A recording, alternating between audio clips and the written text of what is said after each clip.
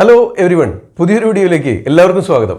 ഇന്നത്തെ വീഡിയോയിലേ നമ്മൾ വീടുകളിലൊക്കെ പാലൊക്കെ അധികം വന്നു കഴിഞ്ഞാൽ ഉറവൊഴിക്കും, അങ്ങനെ തൈരുണ്ടാക്കും.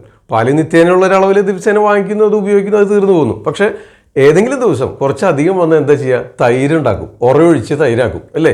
അപ്പോൾ ഈ തൈരാണെങ്കിൽ കഴിക്കാൻ പാടില്ലാത്ത ഒത്തിരി സംഗതികളുണ്ട്, ഒത്തിരി കണ്ടീഷൻസ് ഞാൻ തന്നെ മുൻ വീഡിയോകളിൽ പറഞ്ഞിട്ടുണ്ട്. അതുപോലെ ഏതേത് അവസ്ഥയിൽ തൈര് ഉപയോഗിക്കരുത്, എങ്ങനെയൊക്കെ തൈര് ഉപേക്ഷിക്കണം, ഉപയോഗിക്കണം, ഇതെല്ലാം പറഞ്ഞിട്ടുണ്ട്. ഓക്കെ, ആചാര്യന്മാർ ഇതൊന്നും ഞാൻ പറഞ്ഞിട്ടുള്ളതല്ല. ദ്രവദ്രവ്യ വിജ്ഞാനീയത്തിൽ അഷ്ടാംഗ ഹൃദയം സൂത്രസ്ഥാനത്തിൽ ആചാര്യന്മാർ വാഗ്ഭടാചാര്യൻ പറഞ്ഞു വെച്ചിട്ടുള്ളതാണ്. മനസ്സിലായോ? അപ്പോൾ അതിൽ നമുക്ക് തൈര് എങ്ങനെ ഉപയോഗിക്കാം എന്ന് പറഞ്ഞിട്ടുണ്ട്. തൈര് ഏതേത് അവസ്ഥയിൽ ഉപയോഗിക്കാം. അത് തൈര് ഉപയോഗിക്കാൻ പാടില്ലാത്ത ഒത്തിരി കണ്ടീഷൻസ് നിങ്ങൾക്ക് അറിയാം. പക്ഷേ തൈര് ഇന്നത്തെ ഈ വീഡിയോയിൽ പറയാൻ പോകുന്നത് തൈര് ഉപയോഗിക്കേണ്ടത് എങ്ങനെ, ഏതേത് അവസ്ഥയിൽ ഉപയോഗിക്കാം, എങ്ങനെ ഉപയോഗിക്കാം, ഇതാണ് ഇന്നത്തെ വീഡിയോയിൽ പറയാൻ ഉദ്ദേശിക്കുന്നത്. എന്താ വെച്ചാൽ തൈര് ഇപ്പോൾ ഇതുപോലെ വീടുകളിൽ ഇങ്ങനെ അധികമായിട്ട് വന്നു കഴിഞ്ഞാൽ നമ്മൾ ഉറവൊഴിച്ച് തൈരുണ്ടാക്കും, അത് കേടുവന്നെടുത്ത് കളയാൻ പറ്റില്ലല്ലോ. അപ്പോൾ ഇത് കഴിഞ്ഞ ദിവസം എൻ്റെ ഒരു സുഹൃത്ത് ഈ ഒരു പ്രശ്നം ആളുടെ വീട്ടിൽ അനുഭവിക്കുന്ന ഒരു പ്രശ്നം ഇതേപോലെ ഭംഗിയായിട്ട് അവതരിപ്പിച്ചു. അപ്പോൾ ഇതിനൊരു പരിഹാരം വേണമല്ലോ. അപ്പോൾ തൈര് അങ്ങനെ എല്ലാവർക്കും എല്ലാ കാലത്തും നിഷിദ്ധമൊന്നുമല്ല. തൈര് നമുക്ക് കഴിക്കാവുന്ന ഒരു സംഗതി തന്നെയാണ്. അതിൻ്റെതായ ഗുണങ്ങളൊക്കെ പറഞ്ഞിട്ടുണ്ട്. ആധുനിക വൈദ്യശാസ്ത്രം അതിൽ പ്രോബയോട്ടിക് അങ്ങനെ പല സംഗതികൾ കണ്ടുപിടിക്കപ്പെട്ടിട്ടുണ്ട്. അപ്പോൾ നമുക്ക് തൈര് കഴിക്കാനായിട്ട് എങ്ങനെ ആണ് അതിനെ തയ്യാറാക്കേണ്ടത്, ഏത് രീതിയിൽ കഴിക്കാം എന്ന് പറയാം. ഇനി ഇങ്ങനെയൊക്കെ ആണെങ്കിലും, ഇനി താഴെ പറയാൻ പോകുന്ന കാര്യങ്ങളാണെങ്കിലും ചില സംഗതികളിൽ കഴിക്കാൻ പാടില്ല, അതും പറയാം. ഓക്കെ, അപ്പോൾ വിശദമായിട്ട് സ്കിപ്പ് ചെയ്യാതെ അവസാനം വരെ വീഡിയോ കാണുക. കണ്ടു കഴിഞ്ഞാൽ ലൈക്ക് ചെയ്ത് എല്ലാവർക്കും ഷെയർ ചെയ്യാൻ മറക്കരുത്. ചാനൽ സബ്സ്ക്രൈബ് ചെയ്യാത്തവർ ആരെങ്കിലും വീഡിയോ കാണുന്നുണ്ടെങ്കിൽ താഴെയുള്ള റെഡ് ബട്ടണിൽ സബ്സ്ക്രൈബ് ബട്ടണും തൊട്ടടുത്തുള്ള ബെല്ലൈക്കണും ഓൾ നോട്ടിഫിക്കേഷൻ എനേബിൾ ചെയ്യാൻ മറക്കരുത്. ഓക്കെ, അപ്പോൾ നമുക്ക് കാര്യത്തിലേക്ക് വരാം. അതായത് തൈര് നമ്മൾ കഴിക്കുമ്പോഴേ ഇതിങ്ങനെ പാടില്ല എന്ന് പറഞ്ഞാൽ എന്താണെന്ന് വെച്ച് കഴിഞ്ഞാൽ, ഇത് വിധിക്ക് വിപരീതമായിട്ട് കഴിച്ചു കഴിഞ്ഞാൽ ഈ ത്വക്ക് രോഗങ്ങൾ, അതുപോലെ പലതരം കുഷ്ഠം എന്നാണ് സ്കിൻ ഡിസീസിനെ ഉദ്ദേശിച്ചിട്ടുള്ളൂ, മറ്റേ ലെപ്രസി ഇല്ല. എല്ലാതരം സ്കിൻ ഡിസീസുകളും കുഷ്ഠം എന്നാണ് ആയുർവേദത്തിൽ പറയുന്നത്. അപ്പോൾ ത്വക്ക് രോഗങ്ങൾ വരാൻ ഉള്ള സാധ്യതയുണ്ട്. അത് വിസർപ്പം എന്ന് പറഞ്ഞാൽ ദേഹത്ത് ഒട്ടാകെ പടർന്ന് പിടിച്ച് പരക്കുന്ന രോഗാവസ്ഥ, അതിനും വിസർപ്പം എന്ന് വിളിക്കും. ഇനി ഏതെങ്കിലും ഭാഗത്ത് എക്സിമ പോലെ അങ്ങനെ വിട്ട് ചെറിയ ചൊറിച്ചിലും കുരുക്കളും കരപ്പന അത്തരം ദോഷങ്ങളൊക്കെ ഉണ്ടാവുകയാണെങ്കിൽ അതിനെ കുഷ്ഠം എന്നും വിളിക്കും. അപ്പോൾ കുഷ്ഠ വിസർപ്പം. പാണ്ഡു എന്ന് പറഞ്ഞാൽ അനീമിയ, ഹീമോഗ്ലോബിൻ്റെ ക്വാളിറ്റി കുറയുക, ആ അനീമിയ ഉള്ള അവസ്ഥ ഉണ്ടാക്കും. അതുപോലെ രക്തപിത്തം എന്ന് പറഞ്ഞു കഴിഞ്ഞാൽ യൂറിനറി ട്രാക്ട് വഴി അല്ലെങ്കിൽ നോസ്ട്രിൽസ് വഴി അല്ലെങ്കിൽ വായക്കോടെ ഒക്കെ ബ്ലഡ് വൊമിറ്റ് ചെയ്യുക, ബ്ലഡ് പുറത്തു വരിക, ഹെമറ്റമസിസ് എന്ന് പറയുന്ന കണ്ടീഷനില്ലേ, ഇതിന് രക്തപിത്തം എന്നാണ് ആയുർവേദത്തിൽ പറഞ്ഞത്.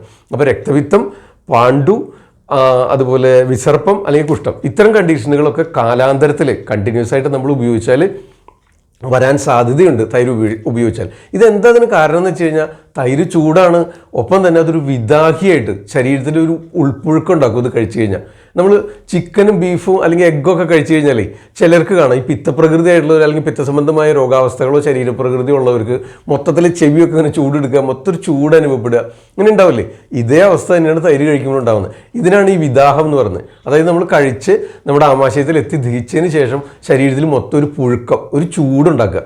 അതുകൊണ്ടാണ് ഈ തൈര് ചൂടാണെന്ന് പറഞ്ഞത്. അപ്പോൾ ഇത്തരം സംഗതികൾ ഉണ്ടാക്കും തൈര് തെറ്റായിട്ട് ഉപയോഗിച്ച് കഴിഞ്ഞാൽ. ഓക്കെ, അപ്പോൾ പറയാം, ശ്രദ്ധിച്ച് കേൾക്കുക. തൈര് എങ്ങനെ ഉപയോഗിക്കണമെന്ന് പറഞ്ഞു വെച്ചിട്ടുണ്ട് ആചാര്യന്മാർ, അതും പറയാം.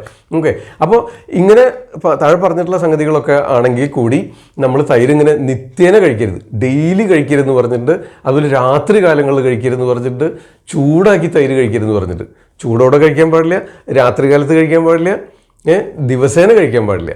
ഓക്കെ, ഇനി തെറ്റായിട്ട് വിധിക്ക് വിപരീതമായിട്ട് ഈ ത്വക്ക് രോഗങ്ങളോ കുഷ്ഠരോഗങ്ങളോ അങ്ങനത്തെ രക്തപിത്ത സംബന്ധമായ പ്രശ്നങ്ങൾ, അതായത് ഹെമറ്റമസിസ്, ഇത്തരം സംഗതികളുള്ള ബ്ലീഡിങ് പൈൽസ് ആയിക്കോട്ടെ, അല്ലെങ്കിൽ യൂറിനറി ട്രാക്ട് വഴി ബ്ലഡ് വരുന്നവരായിക്കോട്ടെ, അല്ലെങ്കിൽ എക്സസീവ് മെൻസ്ട്രൽ ബ്ലീഡിങ്ങോ നേസൽ ബ്ലീഡിങ്ങോ ഒക്കെ ഉള്ളവരായിക്കോട്ടെ, ഈ തൈര് വിധിക്ക് വിപരീതമായിട്ട് കഴിച്ചു കഴിഞ്ഞാൽ അതൊക്കെ കൂടും. മനസ്സിലായോ? അപ്പോൾ തൈര് അങ്ങനെ കഴിക്കാൻ പാടില്ല. അപ്പോൾ ഇത്തരം രോഗാവസ്ഥകൾ ഉണ്ടാകാം, അല്ലെങ്കിൽ അതുള്ളവർക്ക് അത് കൂടുതലായിട്ട് കാണാം തൈര് ഉപയോഗിച്ച് കഴിഞ്ഞാൽ. അപ്പോൾ തൈര് പൂർണ്ണമായിട്ട് ആരോഗ്യമായിട്ട് ഉള്ള ശരീരത്തോടു കൂടി മറ്റ് രോഗാവസ്ഥകളോ ഇത്തരം കണ്ടീഷൻസോ ഒന്നും ഇല്ലാത്തവർക്ക് കഴിക്കാം. പക്ഷേ അവർക്ക് കഴിക്കാനായിട്ട് ആചാര്യന്മാർ 5 കണ്ടീഷൻ പറഞ്ഞു വെച്ചിട്ടുണ്ട്. അഷ്ടാംഗഹൃദയം സൂത്രസ്ഥാനത്തിൽ വാഗ്ഭടാചാര്യൻ ദ്രവദ്രവ്യ വിജ്ഞാനീയത്തിലാണ് ഇതിനെപ്പറ്റി പ്രതിപാദിച്ചിട്ടുള്ളത്. അപ്പോൾ അതെന്താണെന്ന് വെച്ച് കഴിഞ്ഞാൽ, നമ്മൾ തൈര് കഴിക്കുന്നുണ്ടെങ്കിൽ ചെറുപയർ കൂടെ കഴിച്ചിരിക്കണം.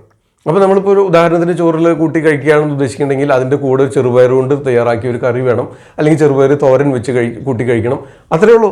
അങ്ങനെ ശീലിച്ചാൽ മതി. അപ്പോൾ ചെറുപയർ ഉണ്ടായിരിക്കണം എന്ന് പറഞ്ഞിട്ടുണ്ട്. ഇനി ഇതല്ല വെച്ചാൽ നെല്ലിക്ക കഴിക്കണം എന്ന് പറഞ്ഞിട്ടുണ്ട്, നെല്ലിക്ക കൂടെ കഴിക്കാമെന്ന് പറഞ്ഞിട്ടുണ്ട്. അപ്പോൾ അതെങ്ങനെയാണ് തയ്യാറാക്കി വെച്ചപ്പോൾ നമ്മളിപ്പോൾ ഉപ്പിലിട്ട നെല്ലിക്ക, അച്ചാർ വേണ്ട. അച്ചാറാകുമ്പോൾ വീണ്ടും ഒഴുക്കം എന്താ വെച്ചാൽ അതിൽ ഉപ്പും എരിവും പുളിയും എണ്ണയും വരികയാണ്. അപ്പോൾ വീണ്ടും ഈ പറഞ്ഞ പുഴുക്കവും അതൊക്കെ കൂട്ടും. അപ്പോൾ ഇച്ചിരി ഉപ്പിലിട്ട നെല്ലിക്ക ഒക്കെ അല്ലെങ്കിൽ പച്ച നെല്ലിക്ക കഴിക്കാം. ആ ഉപ്പിലിട്ട നെല്ലിക്ക ആകുമ്പോൾ ഭക്ഷണത്തിൻ്റെ കൂടെ കഴിക്കാമല്ലോ നമുക്ക്. അപ്പോൾ ചെറുപയർ കൂടെ കഴിക്കാം, അതല്ലെങ്കിൽ നെല്ലിക്ക കഴിക്കാം, ഉപ്പിലിട്ട നെല്ലിക്ക കൂടെ കഴിക്കാം. ഇനി അതല്ല വെച്ചാൽ വേറൊരു വിധം പറയുന്നത് നെയ്യ് കൂട്ടി കഴിക്കുക. അപ്പോൾ നെയ്യ് ഇപ്പോൾ നമ്മൾ ആദ്യത്തെ പകുതി, ഭക്ഷണത്തിൻ്റെ ആദ്യത്തെ പകുതി ചോറുണ്ട് കഴിഞ്ഞ് സാമ്പാറോ രസമൊക്കെ കൂട്ടി കഴിച്ച് അത് കഴിഞ്ഞ് അവസാന പകുതിയിലാണല്ലോ നമ്മൾ തൈര് കൂട്ടി കഴിക്കുക. അപ്പോൾ അങ്ങനെ തൈര് കൂട്ടി കഴിക്കുന്ന ഒരു പതിവുണ്ട് വെച്ചാൽ ആദ്യത്തെ ചോറുരുളയിൽ, ഭക്ഷണം തുടങ്ങുന്നതിന് മുമ്പ് ആദ്യത്തെ ചോറുരുളയിൽ അല്പം നെയ്യ്, നല്ല പശു നെയ്യ്, നിറനെയ്യ്, ഒരു ടീസ്പൂൺ നെയ്യ് ചേർത്തിട്ട് സ്വല്പം 1-2 നുള്ള ഉപ്പും കൂടി ചേർത്ത് കുഴച്ചിട്ട് ആദ്യത്തെ 1-2 ഉരുള ചോറുണ്ണുക. അത് കഴിഞ്ഞിട്ട് ഭക്ഷണമൊക്കെ ഇതുപോലെ നിങ്ങൾ കറികളൊക്കെ കൂട്ടി ഭക്ഷണം കഴിച്ചാൽ ആ ഭക്ഷണത്തിൻ്റെ പകുതിയാകുമ്പോൾ തൈരും കൂട്ടി കുഴച്ച് കഴിക്കാം, അങ്ങനെ കഴിക്കാം. അപ്പോൾ അതായത് നെല്ലിക്ക വേണമെന്ന് പറഞ്ഞിട്ടുണ്ട്, ചെറുപയർ വേണമെന്ന് പറഞ്ഞിട്ടുണ്ട്, നെയ്യ് വേണമെന്ന് പറഞ്ഞിട്ടുണ്ട്. അപ്പോൾ അതൊക്കെ ഈ രീതിയിലൊക്കെ കൂട്ടാം, മനസ്സിലായോ? ഇനി നമുക്ക് കഴിക്കാവുന്ന മറ്റൊരു കണ്ടീഷനാണ് തേൻ ചേർത്ത് കഴിക്കുക എന്ന് പറഞ്ഞത്. തേൻ വേണം, തൈര് കഴിക്കുന്നുണ്ടെങ്കിൽ തേൻ ഉപയോഗിച്ചിരിക്കണം. അപ്പോൾ നമുക്ക് ഇതിന് മുൻപോ ശേഷമൊക്കെ ആയിട്ട് നമ്മൾ വെള്ളം കുടിക്കില്ലേ, അതിപ്പോൾ ഒരു ഗ്ലാസ് വെള്ളത്തിലേക്ക്, നല്ല ശുദ്ധജലത്തിലേക്ക് 1-2 ടീസ്പൂൺ തേൻ കലക്കിയിട്ട് ആ തേൻ വെള്ളം കുടിച്ചാലും മതി. അപ്പോൾ തേൻ ഇതിൻ്റെ കൂടെയായി, മനസ്സിലായില്ലേ? അപ്പോൾ ആ കുടിക്കാനുള്ള വെള്ളം തേൻ ചേർത്ത് കഴിച്ചിട്ട് തൈര് കൂട്ടി ഊണ് കഴിക്കുന്നതുകൊണ്ട് വിരോധമില്ല എന്നർത്ഥം, മനസ്സിലായോ? ഇനിയിപ്പോൾ ഊണിന് ശേഷം കുടിക്കുന്ന വെള്ളവും തേൻ ചേർത്ത് ലയിപ്പിച്ചിട്ടുള്ള വെള്ളം കുടിച്ചു കഴിഞ്ഞാൽ പ്രശ്നം കഴിഞ്ഞു, മനസ്സിലായോ? അപ്പോൾ ഈ രീതിയിൽ കഴിക്കാം. ഇനി അതും അല്ലെങ്കിൽ നമ്മൾ ലസ്സി കഴിക്കാറില്ലേ, ലസ്സി, അതായത് പഞ്ചസാര ചേർത്ത് അടിച്ച് കഴിക്കാം, ഇങ്ങനെയും കഴിക്കാം. അപ്പോൾ 5 രീതിയിൽ പറഞ്ഞിട്ടുണ്ട് ആചാര്യന്മാർ. ഒരു തട പറഞ്ഞേക്കുക, അതായത് പൂർണ്ണമായിട്ട് ആരോഗ്യമുള്ളവർ, മറ്റു പ്രശ്നങ്ങളൊന്നും ഇല്ലാത്തവർ വല്ലപ്പോഴൊക്കെ കഴിക്കാനായിട്ടാണെങ്കിൽ ഇത്തരം സംഗതികൾ കൂടെ കൂട്ടിക്കഴിഞ്ഞാൽ നമുക്ക് ഈ തൈര് ഉപയോഗിക്കാം എന്ന് പറയുന്നത്. ഏതൊക്കെയാണ് 5 കൂട്ടം? ചെറുപയറിൻ്റെ കൂടെ കഴിക്കാം, അതായത് അത് തോരൻ വെച്ചോ കറി വെച്ചോ അതിൻ്റെ കൂടെ കഴിക്കാം. അടുത്തത് നെയ്യ് ചേർത്ത് കഴിക്കാം. നെയ്യ് ആദ്യത്തെ ഉരുളയിൽ, രണ്ടാമത്തെ പകുതിയിൽ തൈര് ചേർത്ത് കഴിക്കാൻ ഉദ്ദേശിക്കുന്നുണ്ടെങ്കിൽ നിങ്ങൾ ആദ്യത്തെ ഉരുളയിൽ തന്നെ അല്പം നെയ്യും ഉപ്പും ചേർത്ത് കുഴച്ച് അത് കഴിക്കാം. അടുത്ത് തേനിൻ്റെ ഒപ്പം കഴിക്കാം, അതായത് തേനും വെള്ളവും കൂടെ കൂട്ടി ആ കുടിക്കാനുള്ള വെള്ളം തേൻ വെള്ളമാക്കിയാൽ മതി. ഭക്ഷണത്തിന് മുൻപോ ശേഷമോ കഴിക്കുന്നത് തേൻ വെള്ളമാക്കുക. അടുത്തത് എന്താണ്?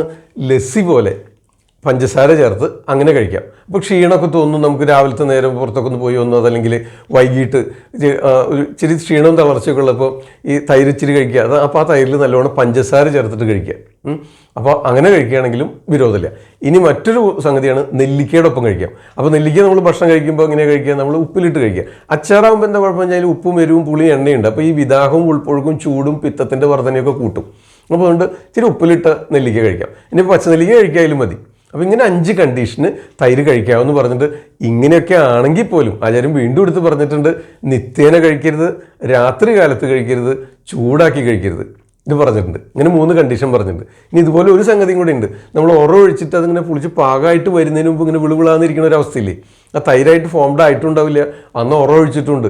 ഈ അവസ്ഥയിലും തൈര് കൂട്ടരുത്, അങ്ങനെയും പറഞ്ഞിട്ടുണ്ട് ആചാര്യന്മാർ. അതിനുള്ള കണ്ടീഷൻ പറഞ്ഞു വെച്ചിട്ടുണ്ട്. ഇനി തെറ്റായിട്ട് കഴിച്ചാൽ എന്താ വരിക എന്ന് പറഞ്ഞിട്ടുള്ള ഈ രക്തപിത്തം, ഹെമറ്റമെസിസ്, നേസൽ ബ്ലീഡിങ്, അല്ലെങ്കിൽ യൂറിനറി ട്രാക്ട് വഴി, അല്ലെങ്കിൽ മെൻസ്ട്രൽ ബ്ലീഡിംഗ് ആയിട്ട്, അല്ലെങ്കിൽ വലദ്വാരത്ത് കൂടെ ബ്ലീഡിങ് പൈൽസ് ഉള്ളവർക്ക് അത് കൂടാം. അതാണ് രക്തപിത്തം എന്ന് പറയുന്നത്. പിന്നെ അതുപോലെ ദേഹമൊട്ടാകെ കരപ്പൻ പോലുള്ള ദേഹത്തൊട്ടാകെ പടർന്ന് പിടിക്കുന്ന തരം ത്വക്ക് രോഗങ്ങൾ, വിസർപ്പം എന്ന് വിളിക്കും, അത് വരാം. ഇനി അതല്ലെങ്കിൽ എക്സിമ പോലുള്ള പ്രാദേശികമായിട്ടുള്ള ലോക്കലായിട്ടുള്ള സ്കിൻ പ്രോബ്ലംസ് വരാം. അപ്പോൾ കുഷ്ഠം, രക്തപിത്തം, അതുപോലെ പാണ്ഡു എന്ന് വിളിക്കും, അനീമിയ, അതായത് ഹീമോഗ്ലോബിൻ്റെ അളവ് കുറയുക, അതുവഴി ഉണ്ടാകുന്ന ബുദ്ധിമുട്ടുകൾ, ഇത്തരം രോഗാവസ്ഥകൾക്കെല്ലാം കാരണമാകും. ഇനി അതുപോലെ തന്നെ രക്തവാദമുള്ള അവസ്ഥയിലും തൈര് കൂട്ടി കഴിച്ച് കഴിഞ്ഞാൽ, എന്താ വെച്ചാൽ തൈര് രക്തവാദത്തിൽ രക്തധാതുവും പിത്തദോഷവുമാണ് കോപിക്കുന്നത്. അങ്ങനെയാണ് ഈ രക്തവാദം ഉണ്ടാകുന്നത്. അപ്പോൾ രക്തവാദ രോഗികളും ഈ തൈര് കൂട്ടുന്നത് ഒഴിവാക്കുന്നത് നന്നായിരിക്കും, മനസ്സിലായോ? അപ്പോൾ ഇത്തരം പ്രശ്നങ്ങളൊന്നും ഇല്ലാത്തവരാണെങ്കിൽ ഇടയ്ക്കൊക്കെ തൈര് കഴിക്കാം. പക്ഷേ അതിൻ്റെ കൂടെ ഈ 5 കണ്ടീഷൻസ് മറക്കരുത്, ഇത് നിങ്ങൾ പാലിക്കണം. അങ്ങനെയാണെങ്കിൽ സേഫാണ്, ഒരു കുഴപ്പമില്ല, തൈര് കഴിക്കാം, മനസ്സിലായോ? തൈര് പൂർണ്ണമായിട്ട് വർജിക്കേണ്ട കാര്യമില്ല എന്നർത്ഥം. വീഡിയോ ഇഷ്ടമായെന്ന് വിചാരിക്കുന്നു. എന്തെങ്കിലും സംശയം ഉണ്ടെങ്കിൽ 1-2 ആവർത്തിച്ച് കാണുക. ലൈക്ക് ചെയ്തതിന് ശേഷം എല്ലാവർക്കും ഷെയർ ചെയ്ത് കൊടുക്കുക, എല്ലാ ഗ്രൂപ്പിലും ഷെയർ ചെയ്ത് കൊടുക്കാനായിട്ട് നിങ്ങളെ ഏൽപ്പിക്കുകയാണ്. നാളെ വീണ്ടും മറ്റൊരു വീഡിയോ ആയിട്ട് 3 മണിക്ക് വീണ്ടും കാണാം. തൽക്കാലം നിർത്തട്ടെ. നന്ദി, നമസ്കാരം. ഞാൻ ഡോക്ടർ സേവിയർ. ആദ്യം ആയുർവേദം.